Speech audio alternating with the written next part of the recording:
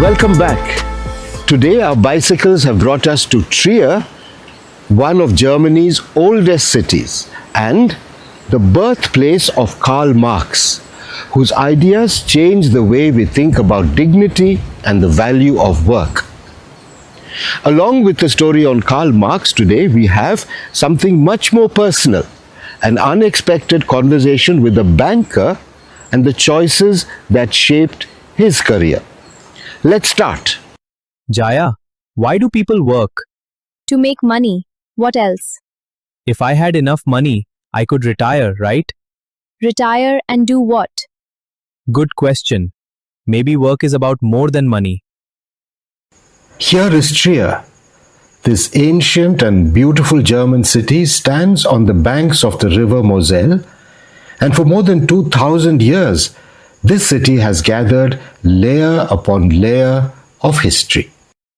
Roman gates, medieval churches, elegant squares and bustling cafes sit side by side, creating a city where history and everyday life come together.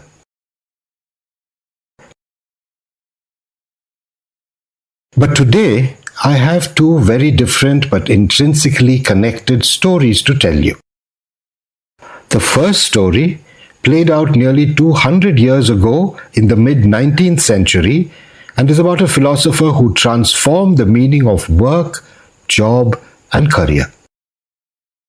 The other story is about a 21st century banker in Trier who chose to completely transform his life. Together, they led me to one question. Why do we work? At the heart of everything we build, the machines we create, and the systems that keep our world moving lies human effort, human work. Human labor transforms the world around us. I was reminded of this when I visited the Vogtlingen Ironworks earlier in the journey. This was an enormous factory where generations of workers turned raw material into the steel that helped build modern Europe. Work creates wealth. Work drives progress. And every day, human work keeps the world moving. Yet, a question that demands an answer is, are the rewards of this work evenly shared? Who truly benefits from the work that shapes our world? A thinker and philosopher devoted his life to answering these questions. That was Karl Marx, born right here in Trier, and this is the house in which he lived. Marx's writings changed the very definition of work and career. His house is a museum now, and walking through the rooms, I remembered that Marx had asserted that work was more than simply earning a living.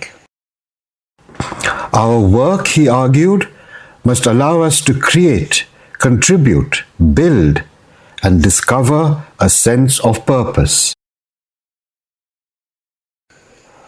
Alienation. Marx uses this word to describe work that leaves us feeling disconnected. Disconnected from ourselves, from others, and from the things we create. We become strangers to our own labor, reduced to mere gears in a vast industrial machine. Yes, many contemporary workers experience alienation. Yet, I asked myself, can we apply Marx's ideas even if they are 200 years old, to shape our work around our lives rather than shaping our lives around our work? In lighter vein, the pedestrian crossing outside Marx's house has his image on the traffic light. On red, Marx stands still and asks us to wait, and on the green he walks. There is actually a career message here. The onus is on us to decide what we are going to say stop to and to what aspects of our career development we are going to say go. The final display in the Marx Museum was perhaps the most poignant. The chair on which he sat, thought, wrote, and breathed his last. Here's what he said about work, life, and happiness. My work would be a free manifestation of life and hence an enjoyment of life.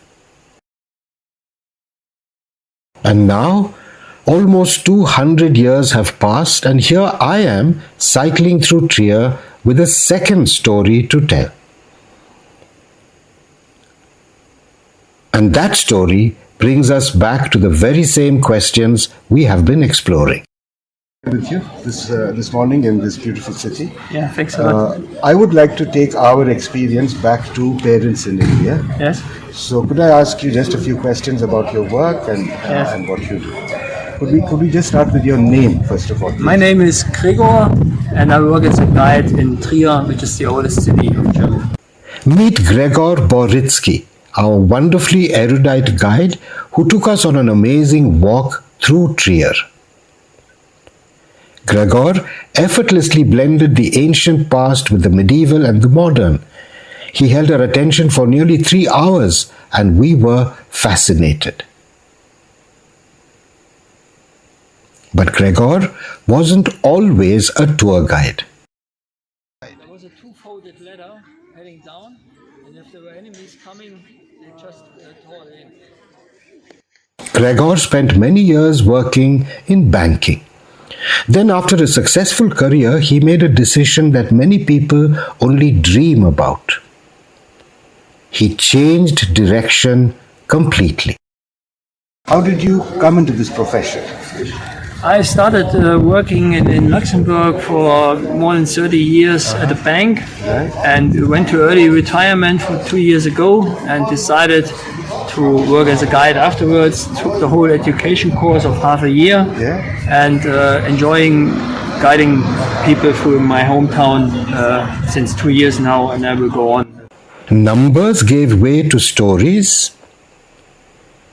Transactions gave way to conversations. Today he spends his time introducing visitors from around the world to the city he loves. The banker reinvented himself and discovered a new way to put his knowledge, curiosity, and his love for Trier to work. As Gregor showed us the streets, monuments, and hidden corners of Trier, I found myself thinking once again about Marx's 19th century questions. Can we build a career that gives us a life rather than simply a living? Can we build a career through which we can be happy and make others happy?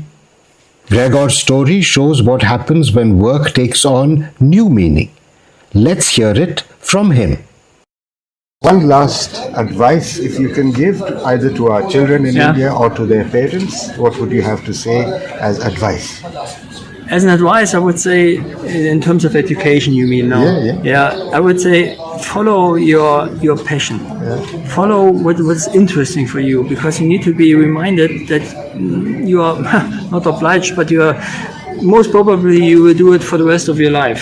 So it should be something which is triggering you in a way. Don't only look at the money. The money is part of the decision, of course, but it's not only the money. Passion is first. Money is a point clear, but follow your heart. Take a look what's interesting for you. Thank you so much. Okay. Thank you. Thanks a lot. As I continued my journey the next day, I thought about the question we started with. Why do we work? And for the worker of today, this is where the meaning of career becomes so important.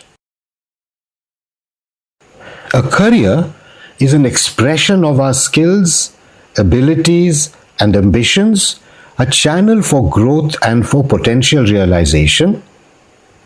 And, most importantly, work becomes truly meaningful when we see it as our contribution to the larger society.